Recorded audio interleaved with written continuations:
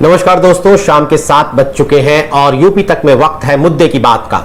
मुद्दे की बात यानी वो सियासी खबर जो उत्तर प्रदेश के राजनीतिक गलियारों में लगातार चर्चा का विषय बनी हुई है और जो न सिर्फ आजकल और परसों की राजनीति पर बल्कि यूपी की आने वाले दिनों की सियासत पर भी अपना गहरा असर छोड़ने वाली है। और आज मुद्दे की बात में हमारे साथ खबर पर चर्चा करने के लिए और उस पर अपनी राय रखने के लिए हमारे साथ जो हमारे एक्सपर्ट्स का पैनल मौजूद है उसमें है प्रशांत श्रीवास्तव, इंडिया टुडे मैगजीन के स्पेशल कॉरेस्पॉन्डेंट हैं लखनऊ में, यूपी की पॉलिटिक्स पर बारीक नजर रखते हैं। साथ ही हमारे साथ हैं प्रोफेसर लक्ष्मण यादव। प्रोफेसर लक्ष्मण यादव जी जो है वो डीयू के जाकिर हुसैन कॉलेज में असिस्टेंट प्रोफेसर हैं और देश की राजनीति में जो पिछड़ों और दलितों से जुड़े जो बदलाव हो रहे हैं उन पर बारीक नजर रखते हैं। हमारे साथ हैं अमीश राय। अमीश राय यूपी तक .in के इंचार्ज हैं, कंटेंट हेड हैं और वो भी चूंकि यूपी तक .in मैंने कह ही दिया तो जाहिर तौर पर यूपी से जुड़ी तमाम खबरों पर उनकी भी पैनी निगाह रहती है। अपने इन 3 मेहमानों से हम बातचीत करेंगे। अमीश अपने सवाल भी साथ साथ अमीश पूछेंगे, लेकिन मुद्दा क्या है? मुद्दे की बात यह है कि देश में इन दिनों, देश की राजनीति में इन दिनों एक बदलाव की आहट है और बदलाव की उस आहट का चेहरा फिलहाल बने हुए हैं नीतीश कुमार, बिहार के मुख्यमंत्री, और बीजेपी के गैर बीजेपी पार्टियों का एक जमावड़ा इकट्ठा करने की कोशिश है जिसे अतीत में हम थर्ड फ्रंट की शक्ल में देखते रहे हैं जब गैर बीजेपी, गैर कांग्रेसी पार्टियां एकजुट हुआ करती थी। लेकिन इस बार ये गैर बीजेपी पार्टियों का एक जमावड़ा जुटाने की कोशिश है 2024 के लोकसभा इलेक्शन से पहले। इसमें नीतीश कुमार ने 3 दिन के अपने दिल्ली दौरे में तमाम पार्टियों के नेताओं से मुलाकात की थी। ममता बनर्जी ने हाल ही में ऐलान किया कि उनके साथ नीतीश कुमार, अखिलेश यादव, तेजस्वी यादव, हेमंत सोरेन सरीखे नेता हैं और बीजेपी को वो जो बीजेपी का 300 सीटों का जो सपना है, जो मिथक है, उसे वो तोड़ देंगी। ये तमाम इन बातों पर हम आगे चर्चा करेंगे। लेकिन अखिलेश यादव वो बदलाव की इस आहट में कहां खड़े हुए हैं? हम ये बात इसलिए कह रहे हैं क्योंकि अपने 3 दिन के दिल्ली एनसीआर दौरे में नीतीश कुमार ने जिन तमाम नेताओं से मुलाकात की उनमें से एक अखिलेश यादव भी थे। नीतीश कुमार दरअसल गुरुग्राम के मेदांता अस्पताल में मुलायम सिंह यादव जो कि वहां एडमिट हैं उनसे मिलने गए थे और वहां पर बंद कमरे में तकरीबन 1 घंटे अखिलेश यादव से उनकी मुलाकात हुई और यूपी की पॉलिटिक्स पर चर्चा हुई। इसके बाद 2 दिन पहले लखनऊ में यूपी दफ्तर के बाहर एक पोस्टर लगता है।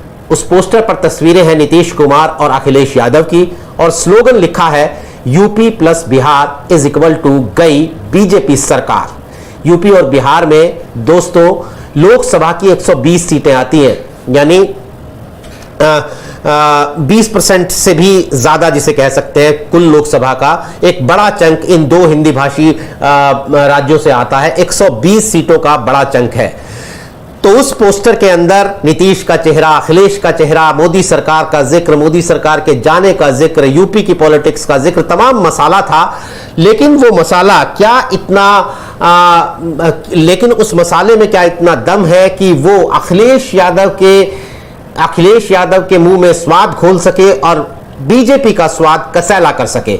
इसी पर चर्चा करेंगे हम अपने मेहमानों के साथ। डॉक्टर लक्ष्मण यादव, मेरा आपसे भी यही सवाल है कि हालांकि जातीय जनगणना तो हुई नहीं है लेकिन एक अंदाजे के मुताबिक माना जाता है कि 8-9% के करीब कुर्मी वोट है यूपी के अंदर और वो बिहार से लगे हुए जो पूर्वांचल के इलाके हैं वहां पर कई कॉन्स्टिट्यूएंसी में बहुत प्रभावी वोट बन जाता है।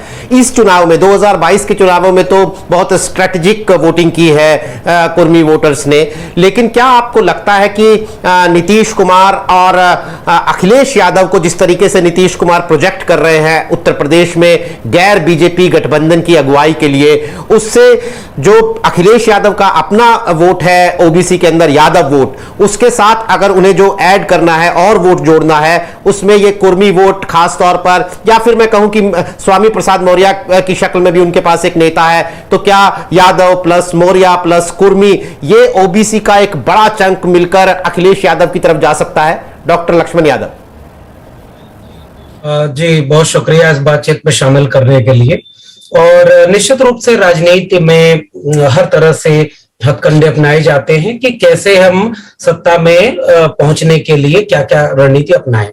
इस लिहाज से अगर देखें तो अखिलेश यादव जो भी सोचना या नीतीश कुमार के मन में जो एक योजना है 2024 को चुनाव को लेकर के जो सरगर्मी है उसके हिसाब से सब लोग अपना समीकरण बना रहे हैं। और जहां तक जातियों के हिसाब से गोलबंद करने की बात है तो नीतीश कुमार का ओबीसी खेमे से आना ये एक तो बहुत बड़ा फैक्टर है।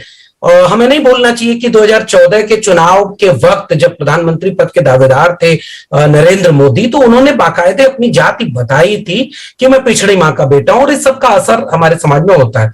नीतीश कुमार का इस पूरे सिनेरियो में आना एक इस एंगल से एक नया विमर्श खड़ा कर रहा है। इस लिहाज से अगर अखिलेश यादव से जोड़ कर देखें तो उत्तर प्रदेश में अखिलेश यादव की कोशिश ये रहेगी कि वो केवल जो यादववादी पार्टी होने का ठप्पा आरोपित किया जाता है उनके ऊपर, उसको भी वो क्या जवाब दे पाते हैं। इसकी कोशिश उन्होंने पिछले चुनाव में की, चाहे वो अपना दल कमेरावादी पार्टी हो जिसके जरिए वो कुर्मी वोटों को गोलबंद करने की कोशिश कर रहे थे, स्वामी प्रसाद मौर्य, ओम प्रकाश राजभर, तमाम लोगों को जोड़ करके वो कोयरी वोट और बाकी नॉन यादव ओबीसी जातियों को जोड़ रहे थे। उनमें से अब नए ढंग से नए समीकरण बन रहे हैं। तो नीतीश कुमार निश्चित रूप से बिहार में एक बहुत बड़ा नाम है। आप उनकी राजनीति से सहमत असहमत हो सकते हैं, लेकिन उनका जब ये अखिलेश के साथ आना है तो एक मोबिलाइजेशन के लिहाज से तो ये एक असर डाल सकता है। लेकिन मेरा मानना है कि केवल कुछ लोगों के साथ आ जाने मात्र से एक बहुत बड़ा अंतर पैदा हो इन जातियों के वोटिंग पैटर्न में, ये एक अतिरिक्त आकलन होगा। इसके लिए कोशिश करनी होगी इन सभी नेताओं को अपनी जातियों या अपनी वैचारिक राजनीति को वोट में तब्दील करने के लिए ठीक ठाक कोशिश करनी होगी, जमीन पर उतरना होगा, कुछ एजेंडा बनाना होगा। जैसे आपने जाति जनगणना का सवाल उठाया, एजेंडा मुझे लगता है ज्यादा तेजी से लोगों को गोलबंद करेगा, क्योंकि इन जातियों में अपनी एक राजनीतिक महत्वाकांक्षा है, अपनी राजनीतिक हिस्सेदारी की अपेक्षा रखते हैं। इसलिए अगर नीतीश कुमार, अखिलेश या और तमाम लोग इस तरह से अगर गोलबंद करना चाहते हैं तो एजेंडा बेस्ड अगर कोई एक प्रपोजल बनाए, जाति जनगणना का सवाल उठाएं और तमाम ओबीसी के सवाल उठाएं, तो मुझे लगता है कि उसका ज्यादा असर पड़ेगा। कोशिश इन लोगों की यही है। जी, पहला सवाल मैं डॉक्टर लक्ष्मण यादव जी से लेना चाहूंगा। डॉक्टर साहब, जब भी एक ग्रैंड नैरेटिव की बात आएगी, चूंकि हम 2024 नीतीश इफेक्ट इसकी बात कर रहे हैं, तो उत्तर प्रदेश में एक बेहद महत्वपूर्ण और बेहद ताकतवर नाम है बसपा सुप्रीमो मायावती का।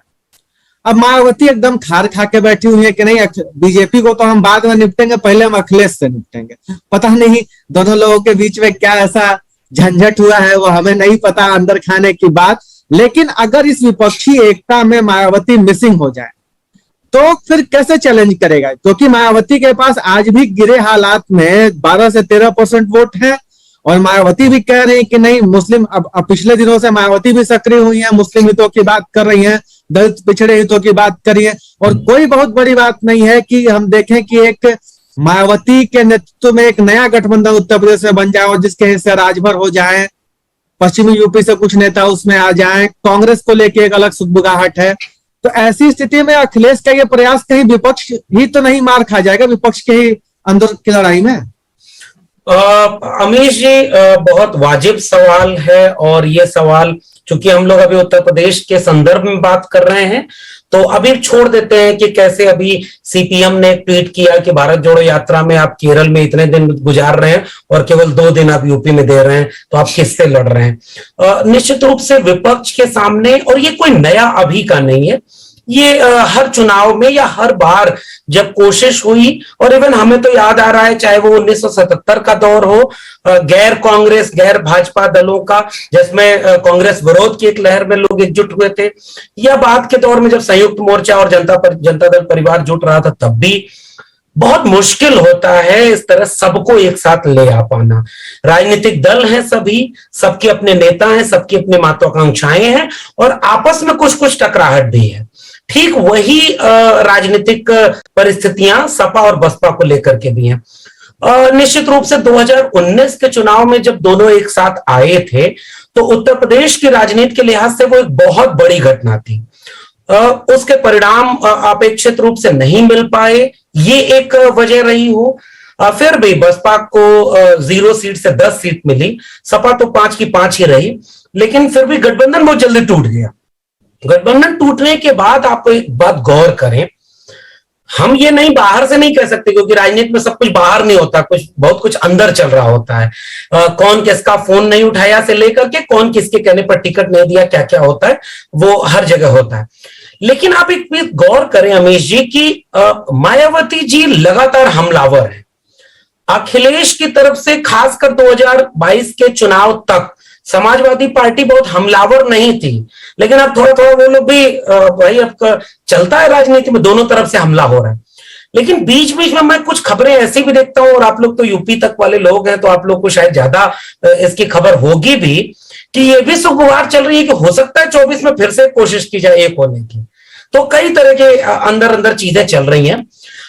इसमें बीजेपी निश्चित रूप से एक बड़ी भूमिका निभाएगी। सत्ताधारी दल, और वो भी बीजेपी जैसा दल हो जो पक्ष के साथ साथ विपक्ष भी खुद तय करने में माहिर हो, इस लिहाज से देखें तो वो भी अपनी भूमिका निभाएगा कि कौन एकजुट ना हो, किसके घर ईडी जाए, सीबीआई जाए, बहुत सारे फैक्टर होंगे अमीश जी।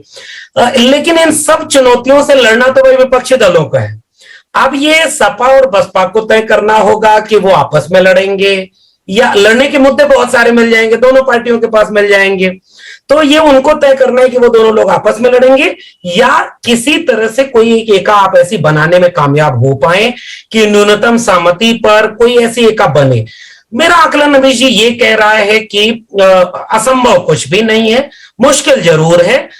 सपा बसपा के हाथ में होता तो शायद और आसान होता, लेकिन चूंकि बीजेपी है और हम जानते हैं कि 19 के गठबंधन के बाद बसपा सुप्रीमो के परिवार के लोगों की कितनी संपत्ति जब्त हुई, या उसके बाद क्या क्या हुआ, राजभर के ऊपर भी बार बार यह होता है कि भाई किसके किसके घर ईडी पहुंच रही थी, बहुत कुछ। तब इससे एकनाथ शिंदे फैक्टर जो है वो बहुत काम कर रहा है, तो ये एक चुनौती होगी। लेकिन इन लोगों के सामने एक विकल्प है, अगर ये लोग आपस में एक नहीं होंगे तो निश्चित रूप से ये दोनों लोग एक दूसरे को कमजोर करेंगे, ये मेरा मानना है। डॉक्टर लक्ष्मण यादव, मेरा आपसे यही सवाल है कमोवेश जो मैंने प्रशांत से पूछा था कि आखिर भले ही नीतीश कुमार कुर्मियों के बड़े नेता साथ में आ जा रहे हो या स्वामी प्रसाद मौर्य हो, तो अगर अखिलेश के पास स्वामी प्रसाद मौर्य हैं तो बीजेपी के पास केशव प्रसाद मौर्य हैं। अगर नीतीश जो है वो कुर्मी वोटरों को प्रभावित करना चाहते हैं तो अनुप्रिया पटेल से बड़ा अभी तक तो कोई पटेल, जब से वो बीजेपी के साथ हैं कोई पटेल नेता दिखता नहीं है।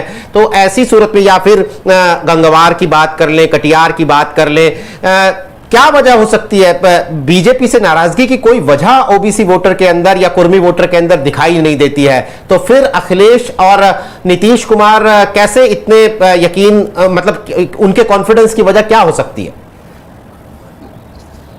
देखिए, ये नेताओं की होने की वजह से असर पड़ता है, निसंदेह पड़ता है।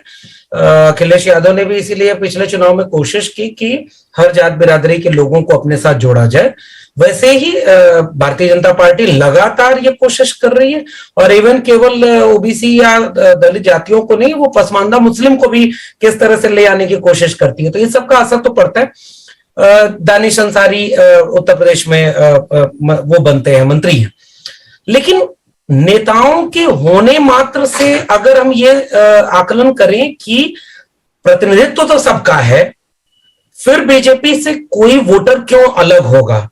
मुझे लगता है कि उस प्रतिनिधित्व से एक बार दो बार वोट पड़ सकता है, और पड़ता है निस्संदेह। जब ट्रिकल डाउन थ्योरी मान लें तो जातियों के भीतर जब राजनीतिक चेतना पैदा होगी तो वो अपने जाति के नेता को खोजते हैं। इसलिए बीजेपी देखिए कितनी कौशलता से एक गैर यादव सेंटिमेंट को पैदा करके उत्तर प्रदेश में बहुत कामयाब रणनीति बना करके चुनाव जीतती रही। लेकिन क्या ओबीसी के एजेंडे पर काम हुआ? अगर ये बात जनता तक विपक्ष ले जाने में कामयाब हो जाए तो ये ठीक ठाक चुनौती बीजेपी के सामने पेश करेगा। मिसाल के तौर पर मैं एक उदाहरण बहुत मौजूदा वक्त का दे रहा हूं, शायद कल या परसों का बयान है।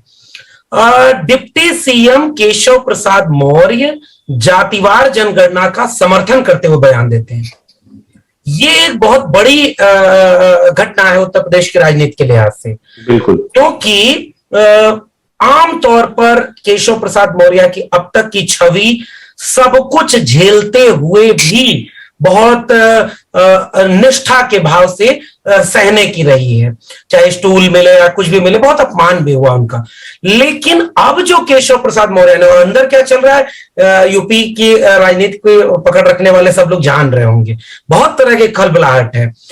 इसलिए यह जो बयान आया है, मैं इस बयान में बहुत कुछ सूत्र देख रहा हूं, और ऐसे कम से कम बीजेपी के बहुत सारे नेताओं को आप देखिए, उन्हें भी लगता है कि भाई हम अपनी जात बिरादरी के हैं, हम कुर्मी हैं, कोयरी हैं, आहिर हैं, तमाम छोटी छोटी जातियों के कम संख्या जिनकी है उनकी है। लेकिन हम जब वापस लौटते हैं तो दो किस्म के सवाल तो हमारे सामने होंगे ना, महंगाई, बेरोजगारी, ये जो सामान्य सवाल हैं जो सब पर असर डालते हैं, वो भी नाराजगी आपको झेलनी है।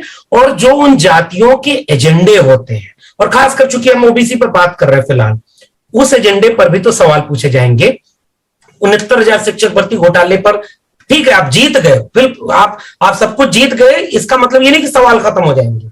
अब ये सब कुछ निर्भर करता है विपक्ष पर, कि अगर वो ओबीसी लोगों के भीतर यह चेतना पैदा कर सके कि रिजर्वेशन के साथ कहां कहां न्याय हुआ, जातिवार जनगणना ओबीसी प्रधानमंत्री के होते क्यों नहीं हो रही है, निजीकरण से क्या नुकसान है, इन सारी चीज, और मुकदमे किसके ऊपर हो रहे हैं, बुलडोजर किसके ऊपर चल रहा है, अन्याय किसके ऊपर हो रहा है, शिक्षा और रोजगार न मिलने का नुकसान पहली बार मंडल के बाद मुख्यधारा में आने वाली जातियों के ऊपर कितना नुकसान पड़ रहा है। अगर ये सब करने में कामयाब हो गए तो नेताओं के रहने से बीजेपी को कोई बहुत लाभ होने वाला नहीं है, क्योंकि नेता तो दूसरे लोग भी जुटा रहे हैं। मतलब मैं पल्लवी पटेल का जीतना और केशव प्रसाद मौर्य के हारने को भी एक प्रतीक के रूप में देख रहा हूं ना। राजभर के आने से पूर्वांचल में क्या हुआ ये भी तो सबके सामने है। इसलिए 24 के चुनाव में निस्संदेह इस तरह की परिस्थितियां अगर तैयारी के साथ, और वाकई देखिए सामाजिक न्याय की राजनीति का अर्थ ये नहीं है कि 2-4 जातियां आगे दिखेंगी तो निश्चित तौर पर दूसरे खैमा ये बड़े आसानी से कहेगा। जैसे आपका एक सवाल है, शायद अमीश भाई उस सवाल को उठा रहे थे कि भाई अखिलेश यादव के साथ बाकी जातियां जुटेंगी कि नहीं। ये चुनौती है अखिलेश के सामने, और अखिलेश यादव इससे आधार लड़ते हुए पिछले चुनाव में नजर आए। इस बार अगर और अच्छी तैयारी करें, भरोसा पैदा करें तो आप लड़ पाएंगे। अगर नहीं भरोसा पैदा कर पाएंगे तो बीजेपी तो है ही सबको साथ ले आकर के वोट ले लेने और फायदा किसी को न देने के लिए। ये मेरा आकलन है। डॉक्टर लक्ष्मण जी, मैं आपके पास आना चाहूंगा। देखिए, हम लोग अभी जिस फैक्टर की बात कर रहे हैं यूपी में, वो अखिलेश और नीतीश का फैक्टर है। थोड़ा सा हम बिहार और उत्तर प्रदेश की राजनीति की तुलना भी करें, चूंकि अभी आप जो ओबीसी और दलित वोटों जातियों के मतलब जो मुद्दे हैं उनकी चर्चा कर रहे थे कि उन मुद्दों को अगर विपक्षी पार्टियां उठाएं, उन मुद्दों को अगर तरजीह दें तो कोई बड़ी बात नहीं है कि ये जातियां विपक्ष के साथ आकर खड़ी हो जाएंगी। यूपी और बिहार का जो जातिगत संरचना या धार्मिक संरचना कहिए कमोबेश एक जैसा ही नजर आता है, कोई बहुत फर्क नहीं है। वहां भी दलित बनाम अगड़ा बनाम पिछड़े की लड़ाई होती है, वहां भी माइनॉरिटीज के इश्यूज कुछ कभी ना कभी उठ के सामने आते ही रहते हैं। लेकिन एक लालू का रिजीम चला, फिर एक नीतीश कुमार का रिजीम चला, जिसमें तो बीजेपी पार्टनर भी रही। लेकिन जिस तरीके से लालू और नीतीश के साथ पिछड़ी जातियां हुई, दलित हुए या माइनॉरिटीज हुआ, उनका जिस तरीके से एकजुटता हमें दिखाई देती है बिहार में, वैसी एकजुटता हमें उत्तर प्रदेश में एक समय था कि मायावती के साथ दिखाई देती थी दलितों की एकजुटता, लेकिन वो भी समय अब पुरानी बात हो गई। कम से कम 14, 17, 19 और 22 4 चुनाव तो ऐसे निकले जो लगातार इस बात के द्योतक हैं कि मायावती जो वो रुतबा हासिल करती थी अपने जाति समूह पर पकड़ का, जो रुतबा लालू प्रसाद यादव को हासिल था, जो रुतबा नीतीश कुमार को आज हासिल है, वो रुतबा मायावती के हाथ से भी खिसक गया। और मुलायम सिंह यादव के समय भी एक रुतबा था, लेकिन उसके बाद अखिलेश भी एक जो मैक्सिमम अच्छा प्रदर्शन अखिलेश यादव का 2012 का जो चुनाव था वो 30% वोटों का था। इस बार हारे हैं अखिलेश जरूर, लेकिन वो अब तक का उनका बेस्ट प्रदर्शन है। तो ऐसे में आप क्या डिफरेंशिएट करते हैं कि क्यों उत्तर प्रदेश का ओबीसी और दलित इस तरह के विपक्षी राजनीति के साथ नहीं खड़ा है, जबकि वो बीजेपी की राजनीति के साथ जाकर खड़ा हो गया है? ऐसा क्या फर्क है यूपी और बिहार में? बहुत महत्वपूर्ण सवाल रमेश भाई आपने पूछा है। ये सवाल इस बात का नहीं रमेश भाई की जातिगत आधार पर दोनों जगह समीकरण एक जैसे हैं तो राजनीतिक व्यवहार भी वही होगा। क्योंकि बिहार और उत्तर प्रदेश की पिछले 30 साल की राजनीति का ही हम विश्लेषण कर रहे हैं, वहीं उसका जवाब छिपा हुआ है।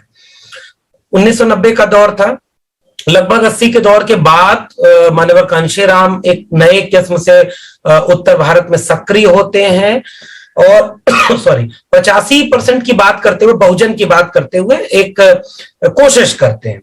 लेकिन वही 90 तक आते आते मंडल का दौर आ गया, मंडल आंदोलन का दौर, और उस मंडल आंदोलन ने समाजवादी पृष्ठभूमि से इन नेताओं को एक बढ़त हासिल कराई और इन लोगों ने सत्ता तक अपनी पहुंच बनाई, उत्तर प्रदेश और बिहार दोनों जगह पे, मुलायम सिंह यादव हो या लालू प्रसाद हो। लेकिन मुझे लगता है कि वहां तक तो इन दोनों राज्यों में कमोबेश एक जैसा तेवर, एक जैसा एजेंडा लगभग। अगर लालू प्रसाद यादव बिहार में रथ यात्रा को रोक रहे हैं तो चंद दिनों बाद मुलायम सिंह यादव मुख्यमंत्री होते हुए वो कारसेवकों पर गोली चलवाने जैसा अपने शुरुआती राजनीतिक जीवन में ये लोग इतना रेडिकल, एक खास किस्म से कहें तो रेडिकल फैसला लेते हैं। इस सब का एक मैसेज है और इसकी वजह से, और दूसरी बात, जिस तबके की, जाति की नहीं, जिस तबके की राजनीतिक नुमाइंदगी करने का दावा ये कर रहे थे, उस तबके ने इन्हें अपना नेता माना और इसलिए अपनी जाति से बाहर इन्हें बड़ी तादाद में वोट मिलते गए। बिहार में बदलाव क्या हुआ? लालू प्रसाद के साथ काम करते हुए नीतीश जब अलग होते हैं जॉर्ज फर्नांडिस और तमाम लोगों के साथ, तो वो जो देखिए जाति के नाम पर यादव ताकत में, संख्या में, जमीन के हिसाब से या वोकल होने के लिहाज से दोनों जगहों पर एक जैसे हैं। इसलिए आप देखेंगे कि राजनीतिक नेतृत्व जब इनके हाथ में आया तो मैं दोनों आलोचना करूंगा। एक तो ये कि फिर आपको एक विनम्रता, एक पॉलिटिकल टैक्टिस या सोशल प्रैक्टिस, इन सब में वो चीज लानी चाहिए थी जिससे लगे कि बाकी जातियों के लोग आपसे असहज नहीं है, खासकर ओबीसी में बात कर रहा हूं। और दूसरी तरफ लोग तो तैयार बैठे ही थे इस बात को हवा देने में कि देखो सारी मलाई तो यही लोग ले गए। 10-15 साल के बाद आप देखेंगे दोनों जगह इसकी प्रतिक्रिया आपको दिखेगी। नीतीश कुमार ईबीसी जातियों और तमाम जातियों को लेकर के एक विकल्प के रूप में 15 साल बाद लालू को चुनौती देते और लंबे वक्त तक राज करते। उत्तर प्रदेश में बसपा चुकी थी तो बसपा के साथ कई बार ये सपा और बसपा की लड़ाई चलती रही। अब एक और इसमें इंटरेस्टिंग वाक्य है, जो उत्तर प्रदेश और बिहार में राजनीति में अंतर आया वो लालू प्रसाद और मुलायम सिंह की राजनीति में अंतर के रूप में मैं देखता हूं, या मायावती और नीतीश के अंतर के रूप में। बिहार की राजनीति में आप देखेंगे कम्युनलिज्म का या जाति के नाम पर खूब हिंसा हुई है बिहार में, जाति के नाम पर सेनाएं बनी, जाति के नाम पर दमन भी हुआ, बहुत कुछ हुआ। लेकिन बिहार एक लंबे समय से इससे उभरा, कम्युनलिज्म से उभरा। आप नीतीश को योगी आदित्यनाथ के साथ पैरेलल सीएम रहते हुए भी आप देख सकते हैं कि क्या क्या उसका मायने दिखता है। ये जो एक अंतर मुझे दिखता है, और सामाजिक रूप से जो ताना बाना है वो बिहार में ज्यादा मजबूत है। बिहार ने इस सोशल जस्टिस और सेकुलरिज्म को थोड़ा ज्यादा प्रैक्टिस किया। उत्तर प्रदेश के सामने चुनौती थी, काशी, मथुरा, अयोध्या तीनों यूपी में है, और दूसरी तरफ जातिगत जो समीकरण है उनमें भी एक अंतर है। बिहार में तो दूसरे ढंग से समाजवादी आंदोलन और वो आंदोलन मजबूत हुआ। उत्तर प्रदेश में चुनौती बढ़ी थी और इसलिए उत्तर प्रदेश के नेताओं ने बीच का रास्ता लिया, चाहे मुलायम सिंह यादव हो चाहे मायावती हो।